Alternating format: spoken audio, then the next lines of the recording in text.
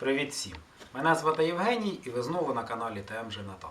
Друзі, враховуючи, що зараз зима і робити бочки доволі проблематично, тому що деревина тягне вологу навіть із повітря і зробити гарну таку якісну бочку досить складно. Зважаючи на це, я ось уже майже місяць займався переоблаштуванням своєї майстерні гаража, тобто переробляв проводку, переставляв старі станки, монтував нові. І сьогоднішнім відео я хочу розпочати такий великий цикл оглядів, в якому я буду показувати і розповідати вам про свої саморобні пристосування та станки, за допомогою яких я роблю дерев'яні бочки. І розпочати даний цикл відео я хочу із огляду ось такого саморобного сверлильного станка.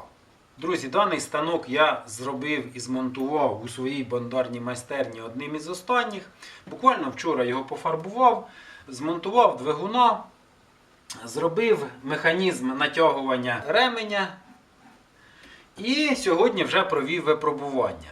Робота станка мені дуже сподобалася і я хочу буквально в двох словах розповісти вам, з чого він складається, як він працює і про його такі невеличкі характеристики. Друзі, ось такий загальний вигляд має сверлильний станок. Конструкція дуже схожа з заводською, але він повністю саморобний. Основа даного станка це швелер 30, тобто ширина його 300 мм, довжина 500 мм. На станину встановлено стійку з силовою різьбою, на яку встановлюється основний механізм сверлильного станка, тобто це корпус, шпиндель, привідний вал, на якому на конус посаджений патрон сверлильний.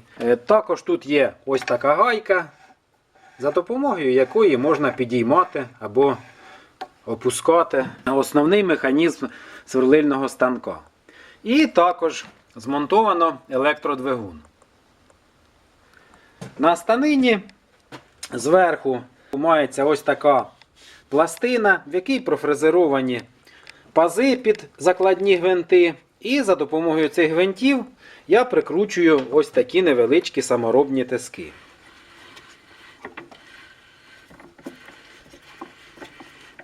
За допомогою цих тисків можна досить гарно і міцно тримати заготовку при сверлінні отворів. Друзі, я довго думав, який же ж двигун поставити на даний сверлильний станок. На заводських станках встановлено двигуни потужністю від 300 до 600 Вт. На даний станок я змонтував двигун від старої пральної машини. Потужність двигуна 180 Вт. Встановлено пасову передачу. Тобто встановлено пас нульового профілю, такий, який використовується на пральних машинах, на старих радянських пральних машинах. На шпінделі сверлильного верстату зроблено двохручйовий шків, тобто один шків меншого діаметру, другий шків більшого діаметру. На виході електродвигуна ми маємо 1480 оборотів за рахунок збільшення діаметру шківа. На патроні я маю близько 600 обертів. Коли ж мені потрібно буде більша кількість обертів, я просто переставляю ремень на шків меншого діаметру і отримаю на виході близько 1000 оборотів. Але я думаю, що 600 обертів мені буде цілком достатньо для виконання всіх видів свердлильних робіт. Можна було б використати який-небудь більший, потужніший двигун. Але, враховуючи те, що в мене в гаражі електромережа напругою всього 220 вольт, тобто є однофазною, то на більший двигун, трьохфазний двигун, потрібно було б встановлювати купу конденсаторів.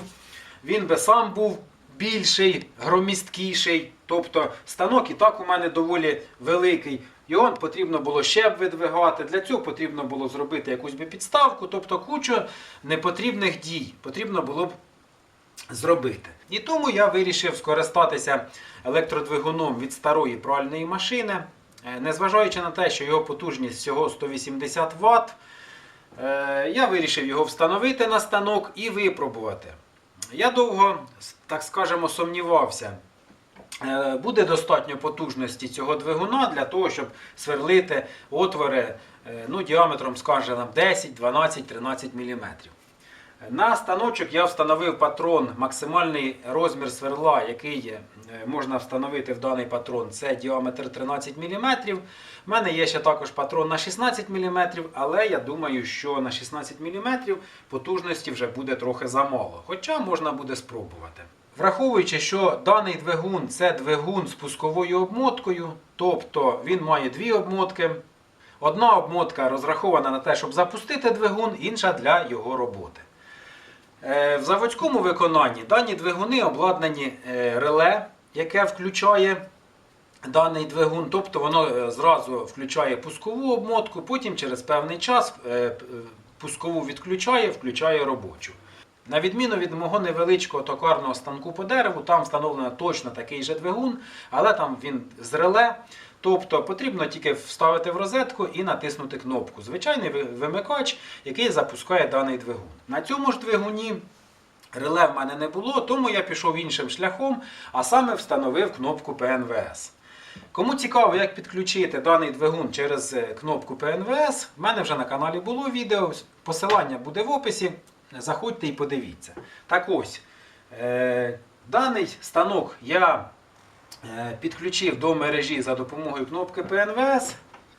Тобто для його запуску вмикаємо штекер вилки в розетку і натискаємо кнопку ПНВС. Станок досить легко запускається, працює тихенько, ручна подача теж працює доволі непогано. І зараз я вам продемонструю в роботі даний сверлильний станок. Я вже даний станок випробував, тобто я встановив максимальне сверло, яке можна встановити в даний патрон. Це сверло діаметром 13 мм. І зараз я покажу вам, як відбувається процес сверління найбільшим сверлом із таким доволі непотужним двигуном.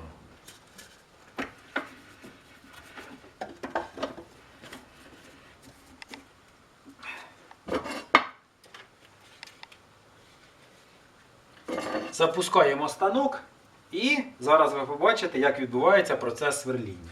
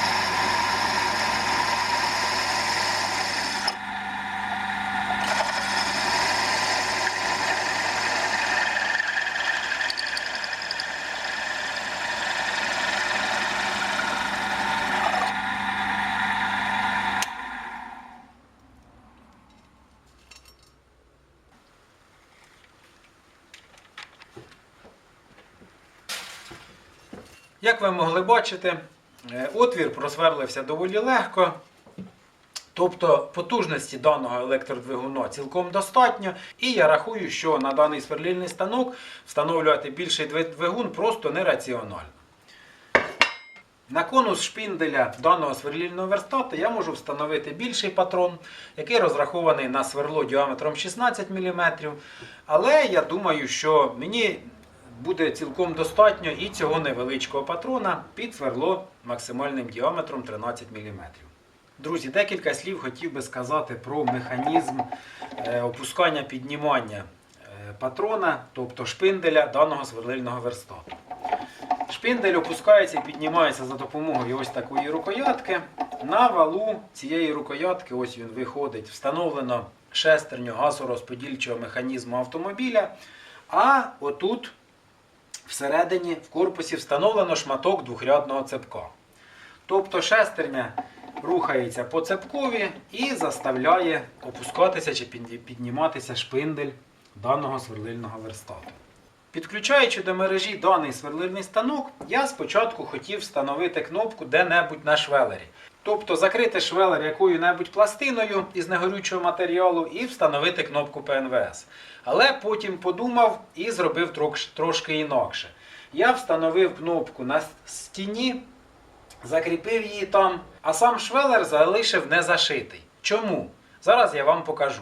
Друзі, я не зашив швелер по одній простій причині, що в процесі монтажу тут утворився такий імпровізований ящик, шухляда, в яку доволі зручно ложити який-небудь ручний інструмент. В даному випадку ось тут знаходяться дві моїх ручних дрелі. Вони не скрадають робочий простір на моєму столі. Вони завжди під рукою. Ось я їх беру і зразу ж можна використовувати. Там я забив цвяха, змотав проводи, і вони мені геть зовсім не заважають. Верстат мені дуже сподобався в роботі. Я пробував сверлити і великі отвори, і доволі маленькі, тобто 3-4 мм. Двигуна цілком достатньо, і я думаю, що він буде мені служити вірою і правдою. Кому сподобалось відео, ставте лайки, діліться відео з друзями та підписуйтесь на канал. До нових зустрічей!